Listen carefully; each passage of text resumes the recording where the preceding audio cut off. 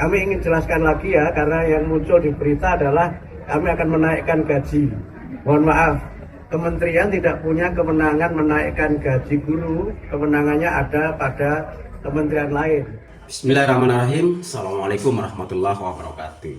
Bapak Ibu Guru dimanapun Anda berada di seluruh tanah air, kali ini kami hadir untuk mengajak Anda untuk membahas tentang isu di kalangan guru khususnya ya, tentang kenaikan gaji guru, dimana sebelumnya sudah banyak kalau kita lihat di berita-berita dan media-media yang beredar tentang kenaikan gaji guru. Jadi gaji guru kemudian kaitannya dengan sertifikasi atau tunjangan sertifikasi guru. Setelah atau seusai melaksanakan upacara peringatan Hari Guru Nasional, Pak Menteri menjelaskan dalam wawancaranya, selain menjelaskan tentang kenaikan tunjangan, ada kaitan-kaitan diantaranya ketika ditanyakan oleh para wartawan tentang kenaikan gaji guru tersebut kepada Menteri Pendidikan Dasar dan Menengah, beliau menjawab bahwa ini bukan kewenangan dari Kementerian Pendidikan, tapi ada kementerian lain yang berwenang tentang menaikkan gaji guru. Yang menjadi wewenang beliau adalah ingin mensejahterakan guru melalui peningkatan tunjangan profesi guru atau TPG. Selain ditanyakan tentang gaji, tentang kenaikan gaji guru, juga beliau ditanyakan tentang sistem zonasi ya, yang berlaku selama ini semenjak Menteri Pendidikan yang lalu. Beliau juga menjawab bahwa mengenai zonasi ini, tentang penerimaan siswa baru ini, Kementerian juga memanggil seluruh kepala dinas pendidikan di seluruh Indonesia, kemudian juga mengundang para ahli-ahli. Kemudian selain itu juga beliau juga menyentil tentang bahwa guru di Indonesia saat ini masih banyak guru-guru yang belum memenuhi standar kualifikasi D4 atau S1. Nah, ada ratusan ribu guru yang tersebar di seluruh Indonesia yang belum memenuhi persyaratan untuk sertifikasi atau belum mencapai kualifikasi S1 atau D4. Baik, terima kasih rekan-rekan wartawan sudah meliput acara upacara dalam rangka Hari Guru Nasional dan juga sudah berkenan untuk kita berbagi informasi. Silakan kalau ada yang mau ditanyakan terkait dengan acara hari ini. Terkait sertifikasi tadi yang ada 3 prioritas, salah satu yang pertama disebutkan bahwa Kemenrisdasmen akan meningkatkan kompetensi Kualifikasi D4 atau S1. Nah, yang saya tanyakan, apakah masih banyak guru yang tidak S1, sementara Undang-Undang Guru dan Dosen kan mewajibkan harus S1? Ya, itu yang tadi saya sampaikan bahwa masih banyak guru yang belum berpendidikan D4 atau S1. Dan ini memang kita lihat sebagai sebuah realitas di mana memang banyak guru yang, mohon maaf, menjadi guru itu tidak dengan perencanaan. Banyak guru yang pada awalnya mungkin mengajar karena mengisi waktu atau karena alasan-alasan lain mereka menjadi guru, sehingga kualifikasi khususnya kualifikasi D4 atau S1-nya belum terpenuhi. Yang kedua juga memang karena ada beberapa kendala tertentu mengapa sebagian dari guru kita ini belum berpendidikan D4 atau S1. Sebagian mungkin karena letak geografis di mana mereka tidak berkesempatan untuk belajar, atau yang kedua karena mungkin alasan ekonomi sehingga mereka belum mampu melanjutkan ke jenjang D4 atau S1. Sebagian mungkin juga karena alasan keluarga, tapi kita belum tahu. Ya, intinya kami berusaha untuk pemenuhan kualifikasi D4 atau S1 sebagai amanat Undang-Undang Guru dan Dosen, yang kalau kita lihat itu kan sudah 20 sudah hampir 20 tahun yang lalu kan, undang-undangnya tahun 2005, sekarang 2024 sudah 19 tahun yang lalu, tapi pemenuhannya memang belum terjadi. Mudah-mudahan pada mulai tahun ini kami berusaha untuk secara bertahap memberikan kesempatan kepada para guru untuk nanti dapat melanjutkan D4 atau S1. Skemanya bagaimana, jumlahnya berapa, nanti kami akan sampaikan berikut, nanti bisa dijelaskan oleh Bu Dirjen Guru. Tentu semuanya akan mengikuti kemampuan anggaran yang kita miliki, dan kami juga berusaha untuk dalam pemenuhannya nanti akan bekerja sama dengan instansi-instansi yang terkait.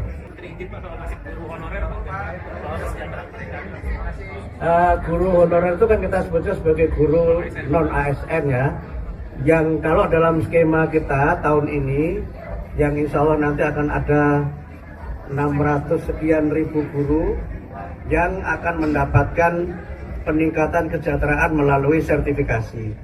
Kami ingin jelaskan lagi ya, karena yang muncul di berita adalah kami akan menaikkan gaji. Mohon maaf, kementerian tidak punya kewenangan menaikkan gaji guru, kewenangannya ada pada kementerian lain. Yang kami lakukan adalah meningkatkan kesejahteraan guru melalui sertifikasi. Dan sertifikasi itu bisa kita berikan kalau guru-guru lulus PPG. Nah, dengan sertifikasi itu, insya Allah kesejahteraan mereka akan meningkat, baik guru-guru yang ASN maupun guru-guru yang non ASN.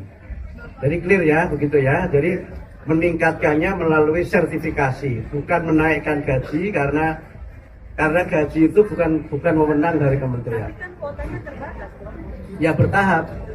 Tentu saja semua kan kita akan bertahap, karena kan tentu saja Kabinet Merah Putih ini kan nggak hanya Kementerian Pendidikan Dasar dan Menengah ya, semua tentu ingin untuk bisa meningkatkan kesejahteraan, sehingga karena itu kami lakukan secara bertahap. Mudah-mudahan dalam masa kepemimpinan Pak Presiden Prabowo ini semua guru itu sudah bisa bersertifikasi, mudah-mudahan. Ada berapa jumlah yang tidak S1? Berapa Bu? 29.595. Ada sekitar 295.000 guru yang belum D4 atau S1. Jenjang apa aja? Yang paling besar Oke ya, baik. Silakan, ada lagi yang lain? Pak, mulanya terkait dengan penghapusan zonasi, Pak. Bagaimana prosesnya sampai saat ini? Oh, zonasi sekarang masih dalam proses pengkajian, dan kami sudah 3 kali melakukan pengkajian mengenai zonasi. Pertama, kami mengundang para kepala dinas pendidikan seluruh Indonesia. Kemudian yang kedua, kami mengundang para pakar untuk melakukan pengkajian. Dan yang ketiga juga kami meminta masukan dari organisasi-organisasi masyarakat yang menyelenggarakan pendidikan maupun organisasi profesi. Sekarang masih dalam proses pengkajian. Mudah-mudahan pada bulan Februari sudah bisa kita umumkan, sehingga pada tahun ajaran baru 2025-2026 sistem zonasi yang kita lakukan berdasarkan masukan dan evaluasi itu nanti akan dapat kami terapkan. Kita belum ada keputusan apakah kita akan melanjutkan seperti skema sekarang, atau misalnya menghapuskan sama sekali, atau melanjutkan dengan beberapa penyempurnaan. Itu semua nanti berdasarkan hasil kajian yang sekarang sedang kami selenggarakan. Pak Menteri beberapa tahun yang lalu dikumandangkan mengenai Undang-Undang Perlindungan Guru. Sekarang bagaimana kelanjutannya, Pak? Jadi kalau kita lihat, Pak Yos, perlindungan guru itu sebenarnya sudah diatur dalam Undang-Undang Guru dan Dosen. Walaupun memang dalam pelaksanaannya belum berjalan sebagaimana mestinya. Nah, untuk pembuatan undang-undang ini tentu kami akan bekerja sama dengan DPR, karena kewenangan menyusun undang-undang itu ada pada DPR. Apakah nanti dari inisiatif DPR atau inisiatif pemerintah dalam kementerian, nanti kita lihat perkembangannya.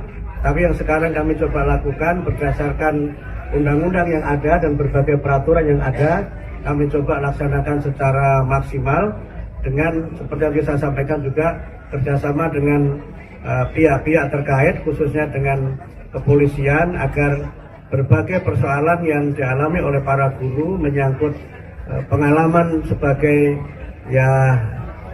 korban tindakan kekerasan itu tidak terulang lagi di masa yang akan datang. soal kontrak kerja itu P3K.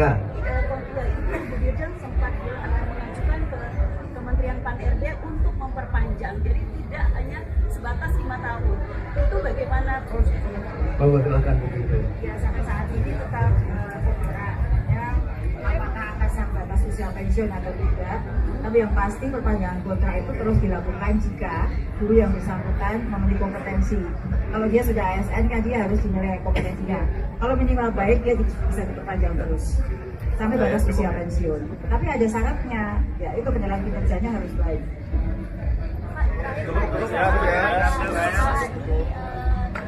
Bogor yaitu viralin makanan yang tak sesuai, makanan yang harus ada dipanggil sama gurunya. Tanggapan Bapak gimana? Apakah itu sesuai sama?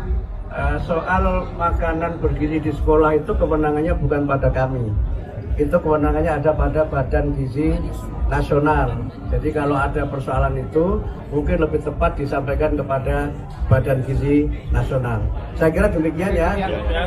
Sekedar informasi tambahan, nanti akan ada lagi puncak peringatan Hari Guru tanggal 28 November di Jakarta, di Velodrome di Rawamangun.